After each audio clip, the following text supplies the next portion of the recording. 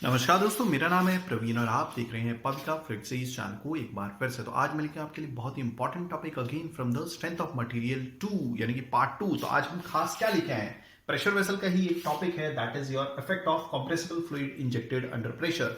मतलब कोई भी प्रेशर वेसल में अगर एक ऐसा फ्लूइड इंजेक्ट किया जाए जो कंप्रेसिबल हो, वैसे तो पानी तो नहीं होता बट हम मान लेते हैं इस क्वेश्चन में कि वो जो फ्लूइड है वो कंप्रेसिबल है और वो पानी है। तो अगर हम compressible fluid under pressure inject करते हैं, अंदर डालते हैं प्रेशर वेसल के अंदर, तो क्या होगा उसके वॉल्यूम को। तो आज हम यही देखने वाले हैं। बट आगे बढ़ने से पहले अगर आपने मेरे चैनल सब्सक्राइब नहीं किया तो प्लीज आपसे बहुत बड़ी सी रिक्वेस्ट कि आप मेरा चैनल सब्सक्राइब कीजिए, लाइक एंड चेक भूलिएगा तक मैं ऐसे ही एजुकेशनल वीडियोस आपके लिए हमेशा हर पल लेके आता हूं। और इसी वीडियो के डिस्क्रिप्शन बॉक्स में अगर आप देखें तो आपको एक लिंक मिलेगा जहां से आप इसी चैप्टर यानी कि जो हमारी प्ले लिस्ट का नाम है प्रेशर वेसल के तमाम टॉपिक्स, यूनिवर्सिटी जो भी सॉल्व क्वेश्चन है मैंने करवाए हुए हैं, डेरिवेशंस कराए हुए हैं, आप उनको डाउनलोड कर सकते हैं, अपने फ्रेंड्स को बता सकते हैं। ठीक है। और आए दिन काफी सारे कमेंट्स आते हैं कि सर आपकी वजह से हमारा फ्लूइड मैकेनिक्स में बहुत अच्छे मार्क्स आए हैं, देन फ्लूइड मशीन्स काफी, वैसे तो काफी सारे सब्जेक्ट्स कवर किए हुए हैं बट स्पेशली मेरे को फ्लूइड मैकेनिक्स, फ्लूइड मशीन से रिलेटेड काफी सारे कमेंट्स आते हैं। इवन स्ट्रेंथ ऑफ मेटल से रिलेटेड भी, हीट ट्रांसफर के भी काफी सारे वीडियोस बनाए, वो आप देख सकते हैं। तो प्लीज अगर आपको लगता है कि हमारी वजह से आपको कुछ बेनिफिट हुआ है तो प्लीज दिल खोल के जो भी आपको ठीक ठाक अमाउंट लगे आप डोनेट कर सकते हैं, उसका भी लिंक डिस्क्रिप्शन बॉक्स में दे दिया गया। तो चलिए स्टार्ट करते हैं हमारा आज का topic. This is your effect of compressible fluid injected under pressure. ठीक है। सबसे पहले हम ये वेसल देख लेते हैं। देखिए आपके घरों में जो भी इवन वाटर बॉटल होगी वो भी एक तरह की वेसल है, बट जब वो क्लोज हो जाती है और आप उस बॉटल के अंदर प्रेशर मेंटेन कर सकते हैं तो वो कहलाती है प्रेशर वेसल। और ज्यादातर प्रेशर वेसल आपने ऐसी देखी होगी। ठीक है। आपने देखे होंगे भारत गैस के बड़े बड़े कंटेनर होते हैं। ठीक है। भारत गैस, ठीक है, तो उसके अंदर एलपीजी होती है, लिक्विफाइड पेट्रोलियम गैस, और हार्डली एक या दो बार का प्रेशर होता है। इवन जो आपके घरों में सिलेंड्रिकल यानी कि जो गैस सिलेंडर होता है, ठीक है, वो भी एक तरह का प्रेशर वेसल है। और प्रेशर वेसल, अभी प्रेशर वेसल में भी दो कैटेगरी आ जाती है, एक होती है थिन वेसल, एक होती है थिक वेसल। अभी ऐसा मतलब नाम से ही समझ में आ जाता है कि थिन वेसल मतलब उसकी थिकनेस कम होगी, थिक वेसल मतलब उसकी थिकनेस ज्यादा होगी। बट एक क्राइटेरिया है हमारे इंजीनियरिंग में कि अगर थिकनेस आपकी कम हो जाती है, डायमीटर जो भी डायमीटर होगा, ठीक है, आपके प्रेशर वेसल का, उसका 1/20 निकालिए, अगर थिकनेस कम आ रही है तो ये थिन वेसल्स की कैटेगरी में आ जाता है। और वही अगर थिकनेस ग्रेटर हो गई है डायमीटर के 1/20 से तो दैट मींस ये थिक वेसल की कैटेगरी में आ जाता है। और यह क्लियर। तो आपकी प्रेशर वेसल ऐसे भी होंगी या फिर ऐसी हॉरिजॉन्टल भी हो सकती हैं। ठीक है। ज्यादातर ये जो प्रेशर वेसल्स होती हैं गैस को स्टोर करने के लिए और लिक्विड को स्टोर करने के लिए यूज की जाती है अंडर प्रेशर, याद रखिएगा, या फिर केमिकल फैक्ट्रीज में केमिकल रिएक्शंस करने के लिए यूज की जाती हैं। सपोज आपने कभी हो सकता है कि केमिकल रिएक्शन सुना होगा, that is hydrogenation reaction, acetylation reaction, जिसमें हाइड्रोजन का प्रेशर लिया जाता है। कई रिएक्शंस को अंडर नाइट्रोजन, जैसे नाइट्रोजन गैस कहां पे आपने देखी होगी, हवा में हमारे पास नाइट्रोजन है 79%, 79 मोल परसेंट या फिर बाय वॉल्यूम परसेंट हमारे पास नाइट्रोजन गैस है। ऑक्सीजन कितनी है? 21% है। ठीक है। फिर जो दूसरी गैसेस है एर्गन, फिर कार्बन डाइऑक्साइड बहुत कम कम है। ठीक है। इवन 0.1% से भी काफी कम है। तो मैं ये बता रहा था जो भी आप कोई पैकेट खाते हो, सपोज आप लेज खाते हो, तो उसमें भी जो भरी हुई गैस है दैट इज नाइट्रोजन। ठीक है। तो वो भी एक तरह की वेसल ही होगी क्योंकि वो सील्ड पैक है, नाइट्रोजन निकल नहीं रहा है। क्योंकि आपने देखा होगा लेज का जब भी पैकेट आता है तो उसमें लेज कम होती है, हवा ज्यादा भरी होती है। ओके। और हवा भी कौन सी? नाइट्रोजन, एयर, क्योंकि नाइट्रोजन में कोई भी क्या बोलते हैं मॉइस्चर नहीं होता, वो मॉइस्चर फ्री होती है, वो रिएक्ट भी नहीं करती, इसी वजह से उसको भरा रहता है। ऑक्सीजन थोड़ी ना भरेंगे, नहीं तो जो अंदर के जो वेपर्स होंगे वो एकदम गीले हो जाएंगे, मॉइस्ट हो जाएंगे, तो आपको खाने में भी मजा नहीं आएगा। तो हम एक्चुअली बात कर रहे थे कि कंप्रेसिबल फ्लूइड अगर कोई भी प्रेशर वेसल में डाला, वो भी क्या बोलते हैं अंडर प्रेशर, तो किस तरह के वॉल्यूम में चेंजेस देखने को मिलता है। तो चलिए अब वो देखते हैं ज्यादा डेप्थ में। ठीक है। तो यहां पे मैंने क्या लिखा हुआ है, जैसा कि आप देख ही रहे हैं कि एक एग्जांपल लेके भी समझाऊंगा मैं यहां पे। ओके। तो वॉल्यूम, दो तरह के हमें वॉल्यूम देखने को मिलते हैं। आपको मालूम है, सपोज कोई भी प्रेशर वेसल हो, सपोज एक्चुअली में मैं प्रेशर वेसल बताता हूं, ये एक तरह की प्रेशर वेसल है जो ज्यादातर मैकेनिकल इंजीनियरिंग डिजाइन करते हैं। ओके। और ये प्रेशर वेसल डिजाइन की जाती है स्पेशली किन के लिए? ठीक है। केमिकल फैक्ट्रीज या फार्मास्यूटिकल कंपनीज होती हैं, वहां पे हाई प्रेशर रिएक्शन किए जाते हैं। तो देखिए कुछ इस तरह का ये रिएक्शन होगा। यहाँ पे अंदर स्टरर बैठा हुआ है। अब ये स्टरर कैसे रोटेट होगा? एक मोटर के जरिए, अंदर बैफल्स लगी होती हैं ताकि अच्छे से रिएक्शन हो। ठीक है। ओके। नीचे एक आउटलेट वॉल होता है ताकि जरूरत पड़ने पर जब भी प्रोडक्ट बन जाए तब हम दे। ओके। यहां पर एक नोजल होती है, ठीक है, जिसके जरिए गैस चार्ज की जाती है। क्लियर हो गया? ओके। अब आपको मालूम है कि अगर मैंने सपोज जब ये खुला था तब अंदर प्रेशर कितना है, एटमॉस्फेरिक प्रेशर है। कितना एटमॉस्फेरिक प्रेशर, मान लीजिए अंदर का प्रेशर है 1 बार। जब ये खुला हुआ तो अंदर हवा ही होगी, बट मैंने क्या बोला, हमारी जो वेसल है वो प्रेशर वेसल है, यानी कि अंदर प्रेशर मौजूद है। क्लियर हो गया? ओके, तो मैंने क्या सोचा, एक काम करते हैं, चलो रिएक्शन करते हैं। कौन सी गैस अंदर डालूं? मैं डालता हूं हाइड्रोजन का प्रेशर। ओके, और वो भी 10 बार का प्रेशर, यानी कि एटमॉस्फेरिक प्रेशर से 10 गुना। मतलब प्रेशर में आप कितना ले लूंगा, 1 बार ना होते हुए सबसे पहले काम करूंगा, ये जो 1 बार की जो हवा थी इसको यहां से निकाल लूंगा। ठीक है, तो इसको यहां पे निकाल लूंगा तो यहां पे प्रेशर कितना रह गया भाई, 0 बार का प्रेशर हो गया, यानी कि वैक्यूम में आ गया ये। तो हमारी प्रेशर वेसल कैसी रहती है कि पॉजिटिव प्रेशर में भी काम करती है, नेगेटिव प्रेशर में भी काम करती है। अब मैं क्या करूंगा, जब मैंने एयर को निकाली है, क्योंकि हवा मुझे अंदर नहीं चाहिए, अब मैं अंदर हाइड्रोजन डालूंगा, और वो भी कितनी, 10 बार के प्रेशर पे, यानी कि 10 बार के प्रेशर पे, यानी कि एटमॉस्फेरिक प्रेशर के कंपैरिजन में 10 गुना ज्यादा प्रेशर। हो गया क्लियर? ओके, तो अब आपको मालूम है ये इसका डाया हो गया डी, ये इसकी लेंथ हो गई। ओके, और इसकी कुछ थिकनेस भी होगी, दैट इज योर टी। तो जब भी कोई भी प्रेशर वेसल, ठीक है, प्रेशर से सब्जेक्ट की जाती है या फिर अंदर उसके प्रेशर आ जाता है, अभी अंदर मैंने गैस ले ली है, आप चाहे तो लिक्विड भी ले सकते हैं अंडर प्रेशर। ठीक है, मैंने यहां पर गैस का सहारा लिया, सिंपल सी बात है। ओके, तो अब क्या होगा, डेफिनेटली इसकी लंबाई में चेंज देखने को मिलेगा। तो जो लेंथ थी उसमें थोड़ी सी बढ़ोतरी हो जाएगी। सपोज ये एल है तो ये हो गया हमारा डेल एल, हो गया चेंज लेंथ। ये ओरिजिनल लेंथ है, ये एक्स्ट्रा लेंथ है। ओके, ये हमारा डी, तो थोड़ा बहुत और डायमीटर बढ़ जाएगा, ये हो गया हमारा डी, और ये जो हो गया हमारा दैट इज योर डी लगा देता हूं। Okay, D D small D D काम करता है, ऐसे लिखता हूं। ठीक है, that is your D D. तो ये चेंज इन लेंथ है, थिकनेस में भी कुछ चेंज आ जाएगा। तो डेफिनेटली अगर डायमीटर बढ़ रहा है, लेंथ बढ़ रहा है, तो ओवरऑल वॉल्यूम में भी बढ़ोतरी होगी। तो वो वॉल्यूम को मैं क्या बोलूंगा, change in volume del V1। उसको मैं लिखूंगा P into D upon 4TE into 5 minus 4 mu into V। अब क्या क्या चीजें हैं देखिए, this is the change in volume. तो वॉल्यूम में कितना चेंज आया, ओरिजिनल वॉल्यूम मान लीजिए इस वेसल का V था, कितना था, V था।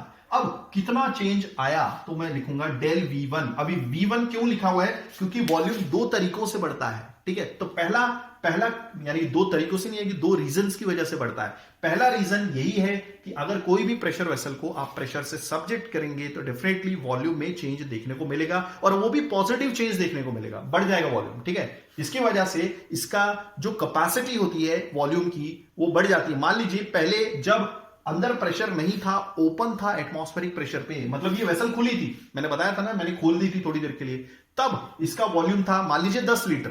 ठीक है, बट जैसे मैंने प्रेशर अंदर डाल दिया, अब इसका वॉल्यूम बढ़ के हो गया 11 लीटर। ठीक है, तो यानी कि डिफरेंस कितना हुआ, हमें कितने वॉल्यूम का फायदा हुआ, 1 लीटर का, यानी कि 1 लीटर से वॉल्यूम बढ़ गया। हो गया?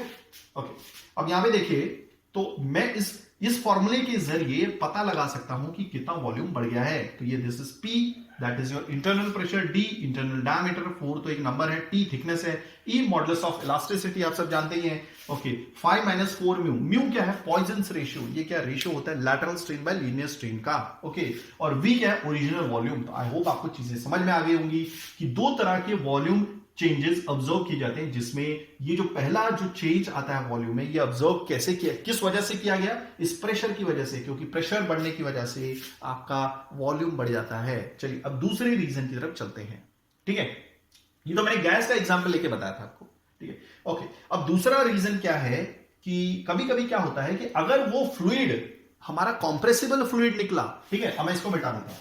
ठीक है, अगर वो फ्लूइड हमारा कॉम्प्रेसिबल फ्लूइड निकला, मान लीजिए पानी, वैसे तो पानी कॉम्प्रेसिबल फ्लूइड है नहीं है, मतलब अंडर प्रेशर वो अपना वॉल्यूम रिड्यूस नहीं करता, या फिर उसकी डेंसिटी में चेंज नहीं आता। आप पानी को कितना भी दबाओ, ठीक है, वो अपनी डेंसिटी चेंज नहीं करेगा, और वो एक कॉम्प्रेसिबल फ्लूइड नहीं है। बट मतलब इसको समझने के लिए, टॉपिक को समझने के लिए हम थोड़ी देर के लिए मान लेते हैं कि जो हमारा पानी है वो कॉम्प्रेसिबल फ्लूइड है।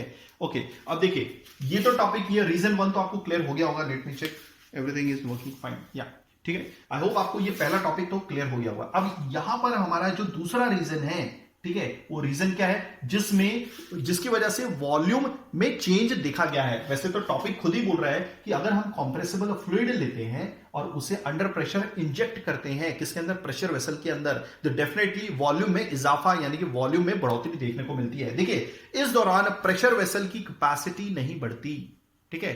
प्रेशर वेसल जितना है ऐसा थोड़ी ना प्रेशर वेसल फूल के इतना बड़ा हो जाता है, उसकी कैपेसिटी उतनी की उतनी है। तो चलिए एग्जांपल में समझते हैं। मान लीजिए एक कंटेनर था जो ऊपर से खुला हुआ है, आप देख रहे हैं ग्रीन कलर का एक लिक्विड है, यहां पर मैंने भरा हुआ है, ओके, ऊपर से खुला हुआ है, यानी कि एटमॉस्फेरिक प्रेशर कितना है, 1 बार का प्रेशर है, ऊपर से खुला हुआ है। मैंने पता लगाया कि इसकी जो कैपेसिटी है 10 लीटर की है, कितनी है, 10 लीटर की। तो क्या बोलते हैं, ये जो खाली कंटेनर था, अभी तो फिलहाल मैं इसको वेसल ही बोलूंगा, प्रेशर वेसल नहीं बोलूंगा, ठीक है। इसमें 10 लीटर का लिक्विड डाल दिया, हो गया, ओके। और ये 10 लीटर 1 बार के प्रेशर पे है, यानी कि ऊपर से खुला हुआ, मैंने कोई ढक्कन नहीं लगाया, ओके। अब मैं क्या करूंगा, ठीक है, और इसमें वॉल्यूम कितना आ गया, volume is equal to 10 litre, कोई कंफ्यूजन नहीं होनी चाहिए। और ये जो फ्लूइड है, मान लीजिए पानी है, और थोड़ी देर के लिए मान लीजिए कि आपका जो पानी है वो कंप्रेसिबल फ्लूइड है। वैसे तो पानी कंप्रेसिबल फ्लूइड नहीं होता, ठीक है, हो गया क्लियर, ओके। नेक्स्ट वीडियो में मैं इसका एग्जांपल भी लेके आऊंगा, ठीक है, ओके। तो वॉल्यूम कितना है इस क्या बोलते हैं वेसल का, 10 लीटर, और 10 लीटर ही मैंने पानी भी डाल दिया, ओके। अब मैंने ये भी बोल दिया कि 10 लीटर जो है पानी आपका कंप्रेसिबल फ्लूइड है। अब मैंने सोचा कि काम करते हैं यार, प्रेशर चेंज करके देखते हैं। तो मैंने क्या किया, इसके ऊपर ढक्कन लगा दिया, ओके, और एक गैस ली, ओके, कौन सी, मैंने इसको पूरा क्लोज कर दिया, और मैंने नाइट्रोजन का प्रेशर लिया ऊपर, नाइट्रोजन का प्रेशर, वो भी कितना, डायरेक्टली 10 बार का प्रेशर ले लिया, ठीक है। तो मैंने ये देखा, क्लियर हो गया, ओके। तो मैंने ये देखा कि जो वॉल्यूम था वो घटके, जो पहले 10 लीटर था, ओके, क्योंकि ये कंप्रेसिबल फ्लूइड था, उसकी डेंसिटी में चेंज आया, किसकी वजह से, इस प्रेशर की वजह से, क्योंकि मैंने नाइट्रोजन का प्रेशर ऊपर लगा दिया है, ठीक है। तो इसका वॉल्यूम जो है घट के डायरेक्टली 5 लीटर हो गया। तो आप देखेंगे इस वेसल की कैपेसिटी को कुछ नहीं हुआ, ठीक है, वेसल की कैपेसिटी को कुछ नहीं हुआ, उसके डायमेंशन में चेंज नहीं आया, ठीक है। किस में चेंज आया, इस फ्लूइड में, इस पानी में चेंज आया, कि पानी का जितना भी वॉल्यूम था, यानी कि पहले इसके अंदर 10 लीटर पानी था, ओके, अब वो घट के 5 लीटर हो गया। तो एक्चुअली में हुआ क्या, इसकी डेंसिटी में चेंज आया, यानी कि डेंसिटी पहले कम थी, अब डेंसिटी बढ़ गई है, हो गया क्लियर। आई होप आपको चीजें समझ में आ गई होंगी। तो इसकी वजह से क्या हुआ, जो 10 लीटर का पानी था वो 5 लीटर बन गया, ओके। तो दैट मीन्स अब एक्स्ट्रा 5 लीटर आप और डाल सकते हो। आई होप आपको चीजें समझ में आ गई होंगी। तो यहां पर हमारे वेसल के डायमेंशंस में कोई चेंज नहीं आया, ना ही कोई कैपेसिटी में इंक्रीज हुआ था। किस वजह से, आपके कंप्रेसिबल फ्लूइड को अगर हम अंडर प्रेशर डालते हैं किसी भी वेसल के अंदर, ठीक है, अंडर प्रेशर या किसी भी प्रेशर वेसल के अंदर, हमने क्या किया, सिंपली जो 10 लीटर पानी था वो कंप्रेसिबल फ्लूइड था, जब तक ढक्कन खुला हुआ था तब तक प्रेशर कितना था, 1 बार। बट हमने क्या सोचा, चलो एक काम करते हैं, नाइट्रोजन का 10 बार का प्रेशर लेते हैं। तो 10 बार का प्रेशर जैसे ही लिया, ये वही एग्जाम्पल है, दैट मीन्स जैसा आपका लिक्विफाइड पेट्रोलियम गैस का घर में सिलेंडर आता है, जैसे आपकी मम्मा खाना बनाती है, ठीक है। आई होप आपको चीजें समझ में आ गई होंगी, ठीक है, ओके। तो मैंने क्या किया, 10 बार का प्रेशर लिया नाइट्रोजन का। तो जैसे ही ये लिक्विड देखता है कि यार मैं तो कंप्रेसिबल फ्लूइड हूं और मेरे ऊपर 10 बार का प्रेशर एक्ट कर रहा है, तो ये खुद ब खुद जो लिक्विड 10 लीटर का था एटमॉस्फेरिक प्रेशर पे, 10 बार के प्रेशर पे अपना वॉल्यूम कम कर लेगा और बन जाएगा 5 लीटर, और एक्स्ट्रा 5 लीटर अब आप और डाल सकते हो, ठीक है।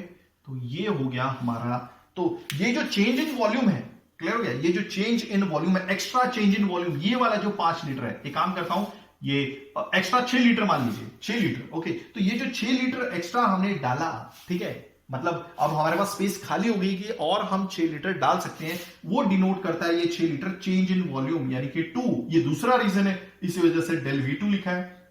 इसका फॉर्मूला जाता है P by K into V, where P is the internal pressure, K is the bulk modulus and V is nothing but your original volume।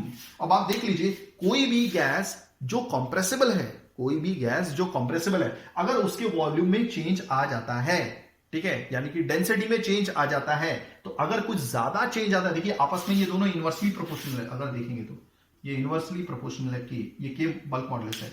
अगर उसके वॉल्यूम में कुछ ज्यादा ही चेंज आ जाता है, जैसे 10 लीटर था अब 5 लीटर बन गया है और 6 लीटर की जगह खाली हो गई है।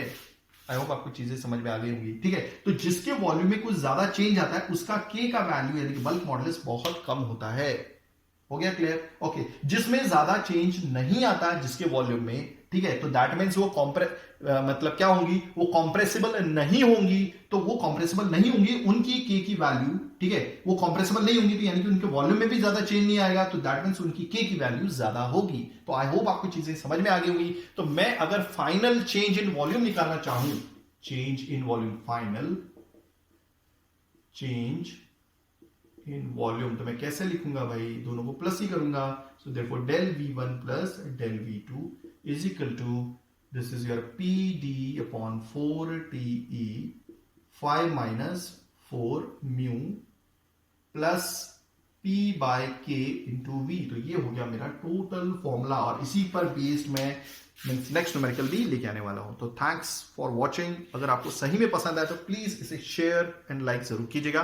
थैंक्स फॉर वॉचिंग, धन्यवाद, थैंक यू। और कोरोना से अपना बचाव कीजिए, क्योंकि कोरोना जो लहर हमारे यहाँ पर सेकेंड वेव आने वाली है, मतलब आ चुकी है, मैं क्या बोलूंगा अभी, ठीक है, और थर्ड वेव आने के पूरे चांसेस हैं। तो अपने आप को कोरोना से सेफ रखिए, ज्यादातर बाहर मत जाइएगा। थैंक्स फॉर वॉचिंग, धन्यवाद, थैंक यू।